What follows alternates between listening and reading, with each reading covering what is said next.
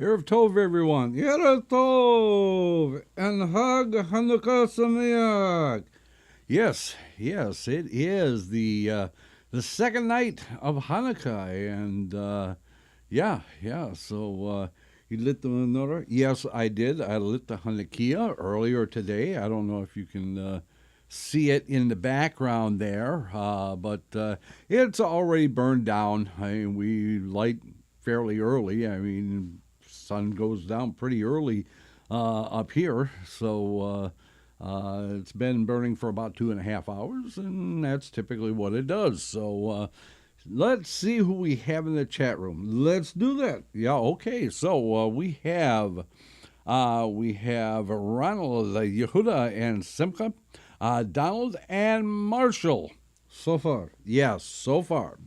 Others to be coming in fashionably late. Yeah, fashionably late. Okay, so we're going to continue reading our stories from the Sephardic tradition. And okay, so last week's story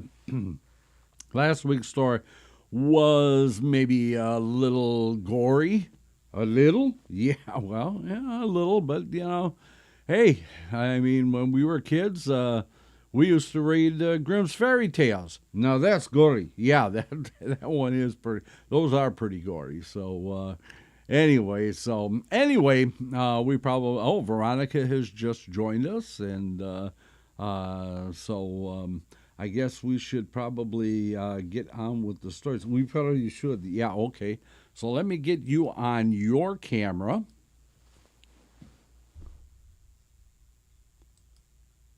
There I am. Okay. So let us get on with our stories for tonight. This first story is called What Heaven Ordains Must Surely Take Place. So let's see what this is all about, shall we? Okay. Once the Queen of Sheba came to visit King Solomon. He sat next to her and entertained her. One day, the queen said to King Solomon, I believe in the God of the Jews. There is only one thing I cannot accept. I think that someone who wants to get married should go find his bride himself. You're wrong, replied King Solomon. One's destiny is determined in heaven. I don't believe that. I won't give you an answer now, said Solomon. You'll have to wait 18 years. That is a long time to wait for a punchline, isn't it? Yeah, that is pretty long, isn't it? So, should we get on with it? Yes, let us get on with it. Okay, what did he do? As is well known, every year all the kings would come to King Solomon to hear his wisdom and then go back home. After they left, King Solomon summoned the king of the demons, who came rumbling. What do you want, your majesty?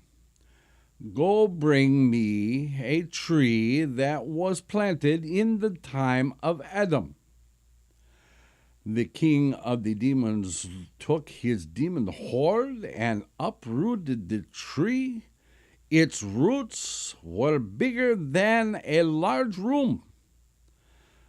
On King Solomon's orders, the king of the demons summoned demons to dig around the roots and make a sort of room there.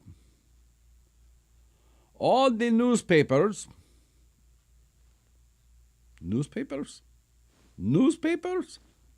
Yeah, newspapers, that's what it says. Okay, well, anyway, that's what it says. Okay. All the newspapers published an announcement that King Solomon was interested in purchasing a 6-month-old girl. If someone had too many children and wanted to get rid of one, he could sell her to the king. There was a man who had many children and was dying of starvation. He had a 6-month-old daughter. You know, he told his wife, I saw an announcement by King Solomon. If someone had a 6-month-old daughter, the king will pay a lot of money for her. My heart won't let me do such a thing, replied his wife. Well, good for her. But their life soon became much, much harder. Again, the farmer raised the idea with his wife. This time she reluctantly agreed. The father took the little girl to the palace and asked the guards to admit him. He took the child to King Solomon. Give this man a lot of money, he instructed his servants. Turning to the father, he added, Come to me every month and receive your pension. Then he gave his servants their orders. Put the child in the room and plant the tree in the spot from where it was uprooted. As for you, he told the king of demons, I charge you to watch over the infant. Bring her food every day, as much as she wants, milk, cereal, and everything else, 3 times a day. They put a carpet in the room. The girl lived there alone with the wild forest creatures. She became like a wild thing herself, with long hair. 3 times a day, the demons would bring her food. Some years later, a certain chieftain resolved to abdicate in favor of his son, because he was getting very old. But first, the son sailed off to learn new things. One day, the ship cast anchor, and everyone crowded into the boats to go ashore. While they were ashore, the young man strolled off. In the meantime, the rest of the crew returned to the ship and sailed away. The young man was left alone, with food for only 1 day. When that ran out, he was at a loss for what to do. Taking hold of a plank, he went down to the water's edge. Maybe he could reach some place where there was food and not die of starvation. All day long he floated. In the evening, he reached a cove where there was a little fresh water. He ate a bit of grass, climbed up into a tree, and fell asleep. Now, the demon who was responsible for feeding the girl had been given clear instructions. If you see one, take food for one. If you see 2, take food for 2. And if you see 3, take food for 3. Accordingly, that day the demon took 2 loaves of bread and dropped one of them on his way to the girl's chamber. When the young man climbed down from the tree, he saw a parcel on the ground. When he opened it, he saw it contained hot meat and bread. Blessed be God and his name, he murmured to himself. Just as he has saved me thus far, so may he continue to save me from starvation. The young man ate. Then he looked around and discovered a room under the tree in which he had slept. Coming closer, he saw through the window a woman with a human face and hairy arms. Greek, huh? Oh, now that wasn't nice. Hey, I'm just saying. Let's get back to the story, shall we? Okay. Anyway, she had hairy arms. Okay, you already said that once, so let's just go on with it. I can't get over that. That's a hairy arms. Why would you make a point of that? Well, who cares? Maybe it plays into the story. Maybe it does. We shall see, shall we? Okay, let us go on. Hairy arms. Hairy arms. Anyway, he started searching for the door. This is truly fascinating, he thought. When he entered, he saw a human face on what seemed to be a wild creature with hairy arms. It doesn't say hairy arms in the story. I'm just adding it in so people don't forget. Okay, can we go on now? Okay. When he advanced toward her, she jumped backwards in fright. She was quite naked.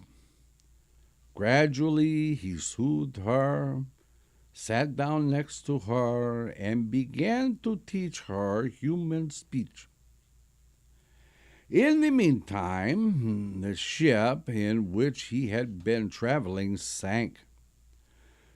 This life is no life, he told himself. I'll go back to the sunken ship and bring what I can. She began to cry.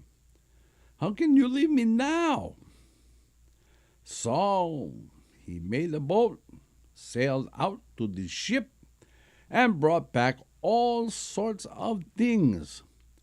Taking soap and a brush, he began to fix her hair. He bathed her, sewed clothes for her, and made whatever she needed. He was a prince, you see, and knew how to do a lot of things. This is my fate, he decided. He married her, and in a short order she bore him a daughter and a son. The demon kept bringing them food. When the boy was a year old and the girl 2 years old, the time arrived for King Solomon to show the Queen of Sheba that one's fortune is determined in heaven. The chieftains were traveling from place to place, searching for his son, but could not find him. It was around the time when all the kings came to visit King Solomon, as they did every year. He prepared a lavish banquet for them. The chieftain came too. Perhaps one of the assembled monarchs had seen his son. The parents of the girl came as well to ask how she was. After the meal, the king noticed that a cake was missing. When he asked the cooks what happened, they told him that a great bird had come and stolen the cake. Who is outside? Asked the king. The father and the mother and a chieftain. They are looking for their children, was the response. Let them come in. We've come looking for our daughter, whom we sold to you, announced the girl's parents. How would you recognize her? We have a sign. He asked the chieftain what he wanted. I certainly recognize my son. He is already grown when he disappeared. Bring them, the young family, in, he told his servants. They led the couple in, she with the daughter and he with the son. They all recognized one another instantly and began to hug and kiss. King Solomon turned to the Queen of Sheba. You see, one's fortune is determined in heaven, just as I said. It is true, she agreed. Everything is done by heaven and is in God's hands. He gave them a lot of money, and they became happy and wealthy, and the Queen of Sheba believed in King Solomon even more. With the girl with the hairy arms. Okay, can we forget about the hairy arms now? We finished the story. I don't know. It's just a vision of that. Okay, I get it. So why don't we just go on to the next story? Hairy arms and all, huh? Yeah, you're a fine one to talk about hairy arms. Yeah, but I'm supposed to have hairy arms. Well, actually, furry arms. Okay, well, whatever. Okay. This story is called The Rabbi's Son and the King's Daughter. There was once a childless rabbi who frequently prayed on behalf of barren women. One day when the rabbi had gone to the Shiva to learn, a woman came to his house looking for him. Why are you looking for the rabbi? What do you want him to do for you? Asked the rabbi's wife. I want to ask him to pray for that I may conceive, the visitor replied. When the rabbi returned home, his wife quarreled with him and upbraided him. Why do you pray on behalf of barren women when we ourselves are old, advanced in years, and have no son? You should pray for us to have a son. The rabbi replied to his wife, If God so wills, there is no need for prayer. But his wife held her own. You do have to pray.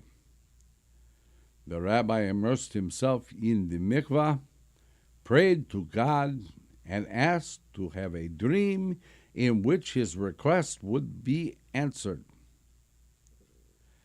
In his dream, the messenger angel appeared and informed him, A son will be born to you.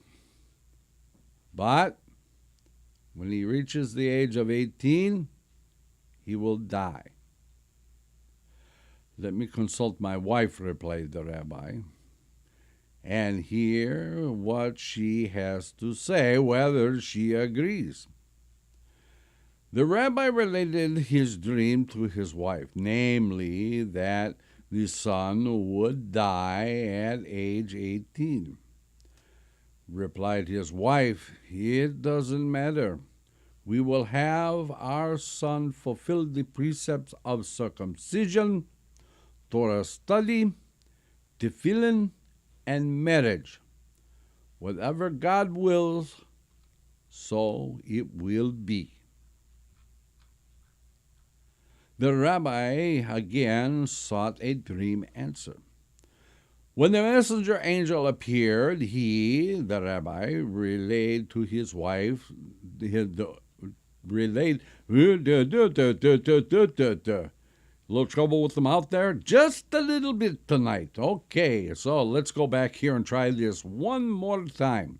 Yeah, this is what happens when you do live stuff, folks. Okay. The rabbi again sought a dream answer.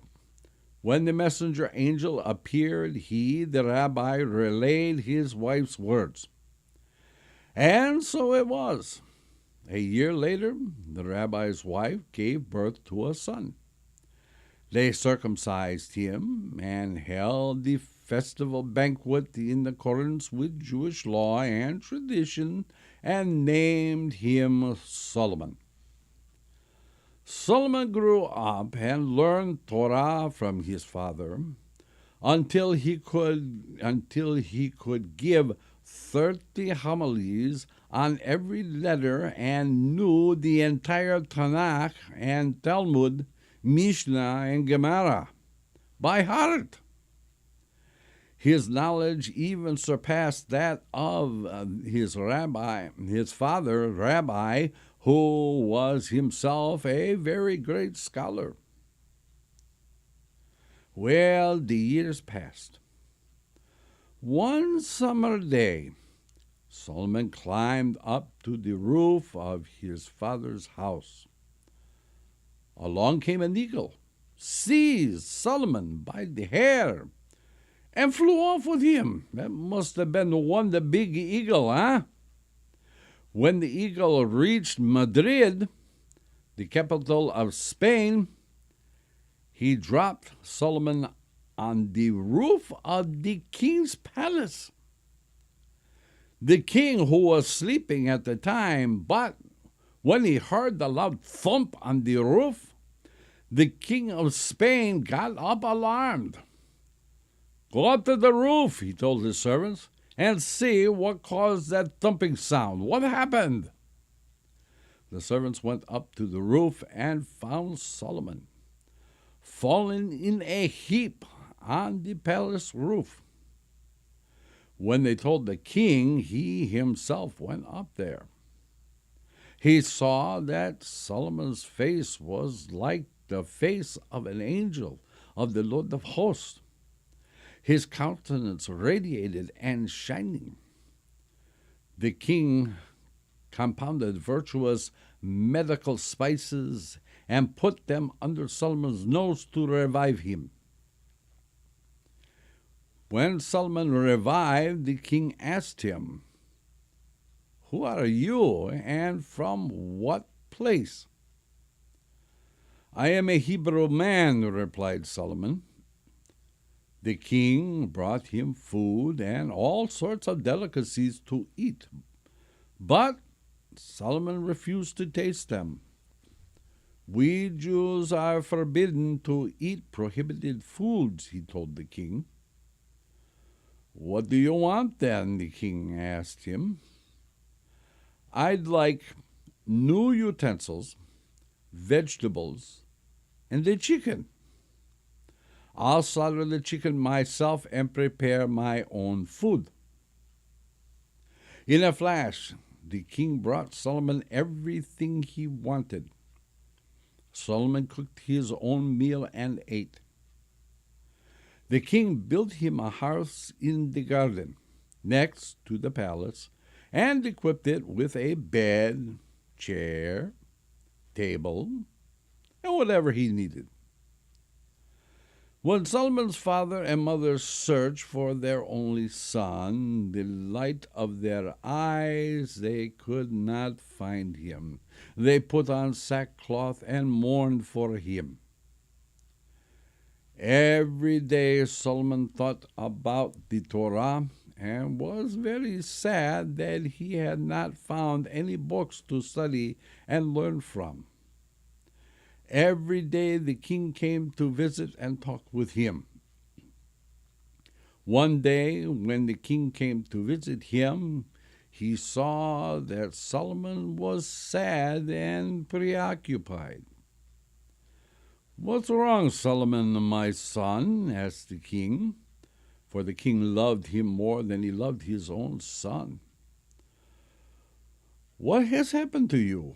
What do you lack?" Solomon replied, "I am thinking about Torah, and am sad that I have no books." "What books do you desire so much?" asked the king. "I'll have them brought here." Solomon said that he wanted a Tanakh, Mishnah, Gemara, Talmud, and the other books of Judaism. The king immediately dispatched his servants to a nearby town in Spain where there were Jews to buy the books that Solomon wanted and had them brought to him. Every night Solomon read and studied and was content. One day, when the king's daughter was out walking in the garden, she saw a building there. Candles were burning inside, and a voice chanting Torah pierced the darkness outside. She hurried over to see what was there. When she got to the house, she saw Solomon inside, sitting and learning, his face like the face of an angel of the Lord of hosts. "Good evening, sir," she said to him. But he did not answer. She repeated her greeting a second and a third time, but he still did not respond. When Solomon finished what he was learning, the king's daughter said, "Why didn't you answer when I greeted you?"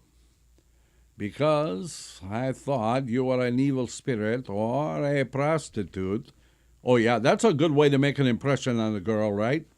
Yeah, that would probably end a relationship pretty quick, don't you think? Yeah, I would think so, Okay, Anyway, that's why I didn't return your greeting, he continued.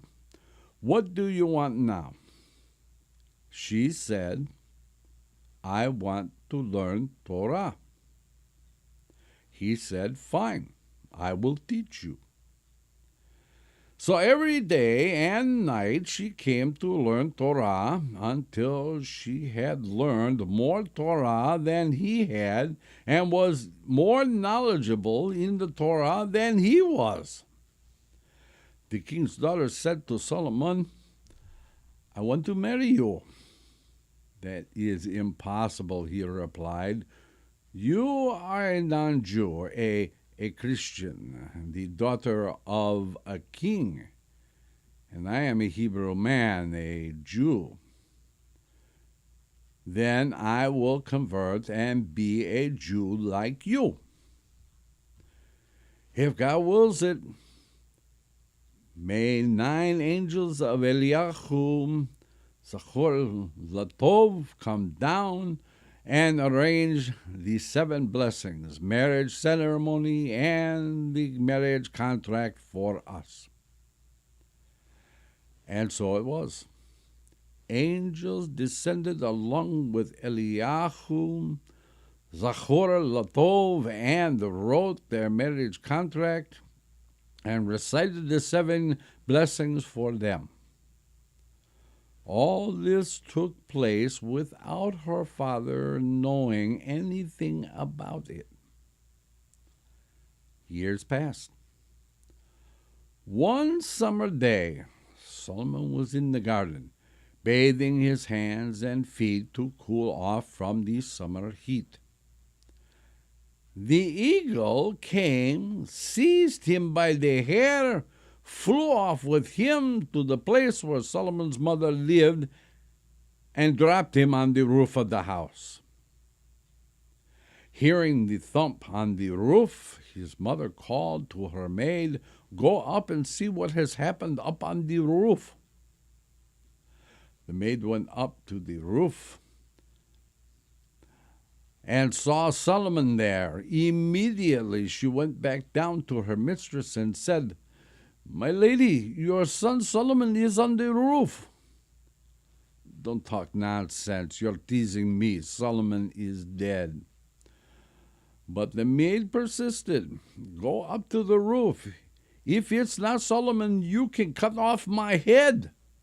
Boy, she was serious. Yeah, she absolutely was serious. Solomon's mother went up to the roof and recognized her only son, the light of her eyes. She fell on him weeping. Then she brought garlic and put it under his nose to revive him.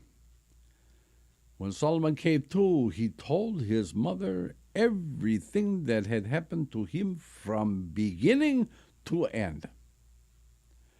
After they had rejoiced over their son, and Solomon had rejoiced over his parents, his father said to him, "My beloved son, now we are going to match you with one of the daughters of the town, and you will marry her." "No, I don't want any girl from the town," replied Solomon, "even if she is the best and most beautiful of women. I want only my wife Sarah," meaning the king of Spain's daughter.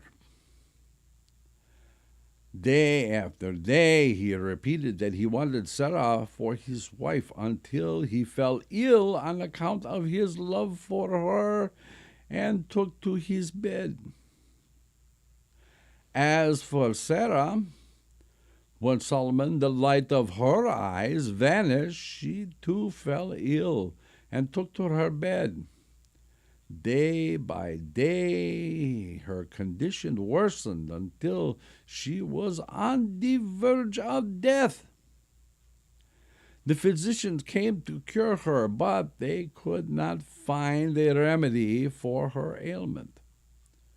The king issued instructions to the guards at the city gates. "When anyone enters the city, you must ask their profession. Bring anyone who says they are a physician to my palace to heal my daughter." Now, back to Solomon. Day by day, he continued to worsen. "My dear son," his father told him, "do not be afraid. With God's help, I will go to Spain and bring your wife back to you." And this is the pace where we are going to take our break. And we hope you will stay tuned. We will be back in 6, and we will find out what happens to Sarah and Solomon. Stay tuned. Let's all go to the lobby. Let's all go to the lobby. Let's all go to the lobby to get ourselves a treat. Delicious things to eat.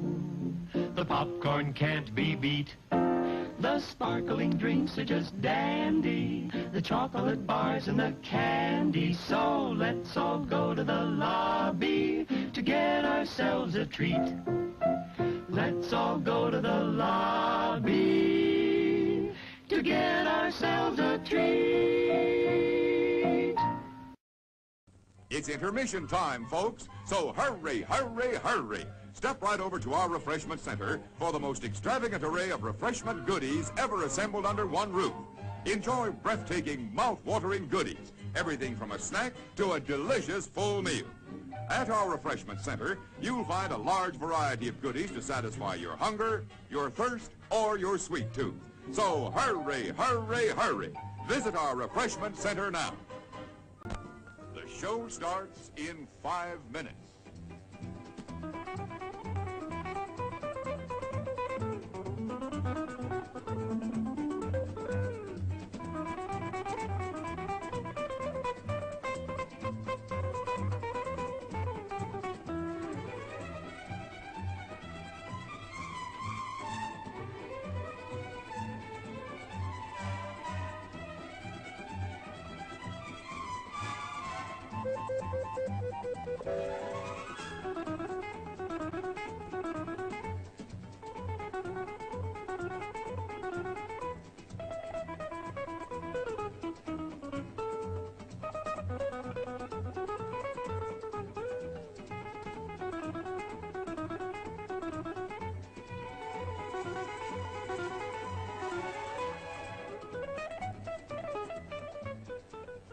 The show starts in 4 minutes.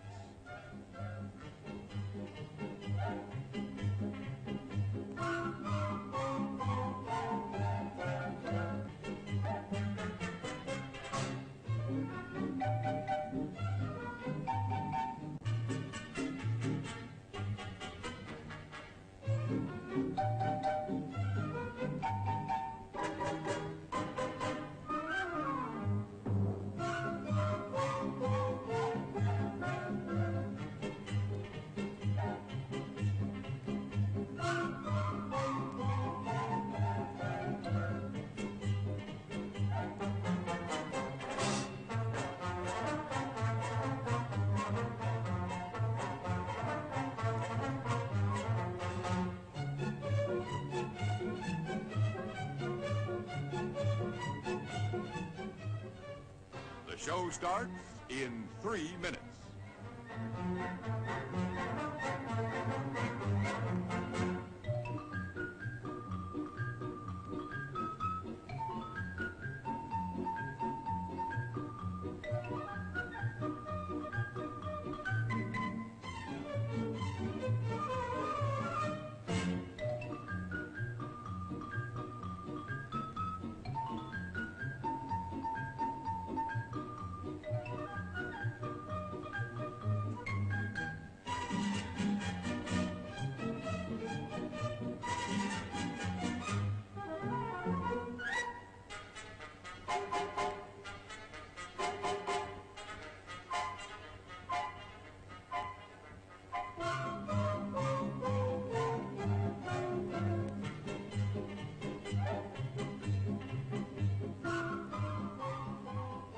The show starts in 2 minutes.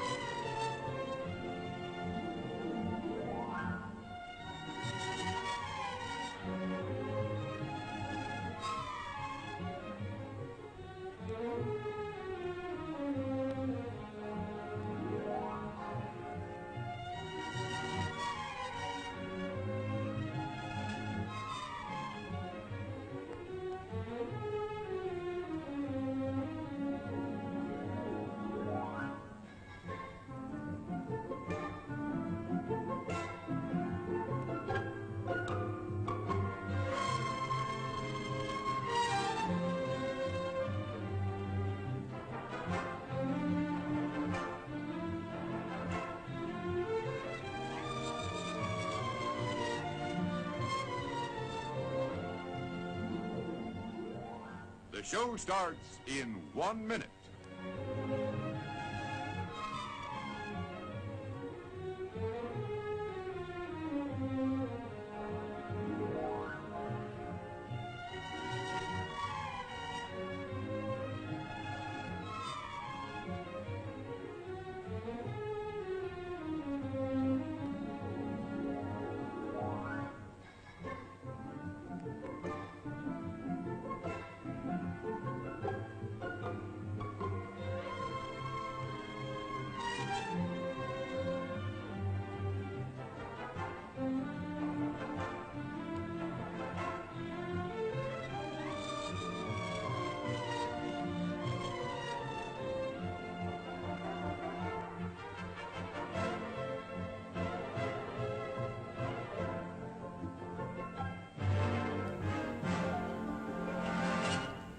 And now, on with the show. And we are back. Okay, so let's find out what happens to Sarah and Solomon. Okay, we left off with the king of Spain. So, when he reached the city, he entered one of its gates. The guards asked him, "What is your trade?" "I am a physician from Italy." They brought him to the king. "If you can heal my daughter," he said, "I will give you anything you ask for. With God's help, I will cure her." Solomon's father entered the palace and closed the door on himself and the king's daughter. "I am Solomon's father," he whispered in her ear. "To prove it, here is the signet ring you gave him." When she heard the name Solomon, she trembled all over. "Who here knows me by the name Sarah? It has to be Solomon's father." She took the signet ring that the rabbi, Solomon's father, gave her. The rabbi poured out some of the soup he had brought in a teapot and gave it to her to drink. Any guesses what kind of soup that was? Huh? What is the best soup in the world? Chicken noodle soup. Yeah, okay. That must be what he had. Okay, anyway. "Since my beloved, the light of my eyes, Solomon, went away and vanished, I have eaten nothing that is not kosher. She drank the squab soup. Then the rabbi gave her coffee. Of course, you have to have coffee, don't you? Soon she felt better and sat up in bed. Day after day, Solomon's father came to her and gave her soup and other things to eat and drink. Within a week, the king's daughter was back to her old self, just as she had been before she fell ill, if not better. When the king came to see his daughter, he was overjoyed. "You are an excellent physician." The next day, when the rabbi visited the king's daughter, he asked, "Now what shall we do so we can go home?" "I am only a woman," replied Sarah, "but you are a rabbi and a wise man. Do as your wisdom bids you." The rabbi gave her some saffron, a spice, one of the 13 components of the incense that was offered in the temple. And she rubbed it over her entire body. When she woke up the next morning, her father entered. He was taken aback by what he saw. "What has happened to you today?" "I am aching it on my limbs," she replied. The king called the rabbi. "What has caused my daughter to have this relapse?" "She has an affliction in her limbs," he replied. "She needs a change of air and surroundings. She has to take a sea cruise. Then she will be totally cured." "My daughter is in your hands," answered the king. "Go and come back with her when she is cured. You are like her father." "Do you want me to send soldiers with you?" the king asked his daughter. "There's no need for soldiers," she replied. "I only need 2 sailors to man the ship." The king paid the rabbi his fee and gave his daughter money to live on for a year, and 2 sailors to man the boat. They prepared to set sail. The king and his wife accompanied them to the harbor. "My daughter, may God preserve you from all evil," said the king. Then he bade her farewell and returned to the palace with his retinue. Why did they just say a group? A retinue. What a fancy. It's a $1.25 word. Anyway, Sarah and the rabbi sailed off. In the middle of the sea, Sarah took a pistol and shot the 2 soldiers and threw their bodies overboard. Boy, what a way to thank somebody, huh? Then Sarah and the rabbi sailed on until they reached the rabbi's hometown. When they reached their destination, they saw people bustling to and fro, looking sad and upset. "Gentlemen, what has happened in this country?" asked Sarah. "Solomon the rabbi's son has passed away," they replied. "I ask your honors to tell the burial society not to bury him until I arrive and beg his forgiveness. I am his wife." They delivered the message to the burial society. When Sarah arrived, she went inside and closed the door behind herself and Solomon.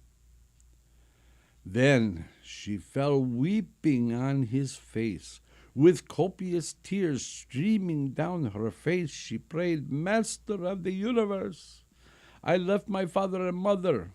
I abandoned my kingdom. I renounced everything and became a Jew. And now you have taken my love, the light of my eyes. Solomon, please, O God, return Solomon's soul to him." In the twinkling of an eye, the angel Raphael and Eliyahu Zachor Latov descended and uttered prayers on behalf to the life of the universe. Solomon's soul returned to him, and he awoke like one who awakens from sleep. Blessed is he who restores the dead. So may the Holy One, blessed is he, grant that we see the coming of Moshiach. Amen. And that is the end of the story. That was kind of a nice story. No hairy arms in this one. Okay, can we get off the hairy arms, please? I just cannot get that out of my head. Hairy arms. My goodness. Why bring that even up?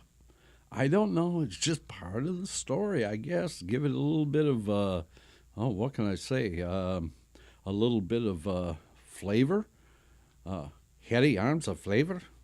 It's a bad choice of words. Yeah, okay. I couldn't think of anything else, so I guess we'll just have to go with that for now. And a lot of notes in this story. Yes, there is a lot of notes in this story. So I'm not sure we're going to have enough time for this next story. It's quite long. So maybe we save this for next week. Yeah, I think maybe we will save this for next week. So let us... Okay, it is Hanukkah, and there people want to get in and open their presents, eat their latkes and their donuts and all the other things, all the good things to eat for Hanukkah. So, yeah, let's go ahead and end it just a little bit early tonight so that everybody can go. And I still have to spin the dreidel tonight. Yeah, we do need to sit down and spin the dreidel tonight and play a little bit of dreidel and. Let's do that. Okay, so let me remind you, tomorrow night is the Rabbis Discuss, and the topic for discussion this week is going to be, what else? Hanukkah. Except we're going to look a little deeper into Hanukkah. We're going to talk about the different battles of the Maccabees and how that all came about, and what led up to the miracle of Hanukkah. So this should be very interesting. And then on Wednesday night, the new show begins. We do a weekly Torah study on the Parsha of the week. So this week is going to be Miketz. So this should be very interesting because we are going to keep up with the Parshas of the week so that we can learn something before Shabbat, and we have something to talk about around the Shabbat table. So I hope you will be. And then is Friday night, is Kabbalat and Ma'ariv, the Shabbat service. And then on Shabbat, day 6 of Hanukkah, is Shachrit and Musaf at 10 a.m. Eastern. And then right back here on Monday for the next story. So I hope you all have a wonderful Hanukkah, and I hope that each light that you light this week brings you more and more joy. Until the next time, my dear friends, we shall say Hag Hanukkah Sameach and Laila Tov.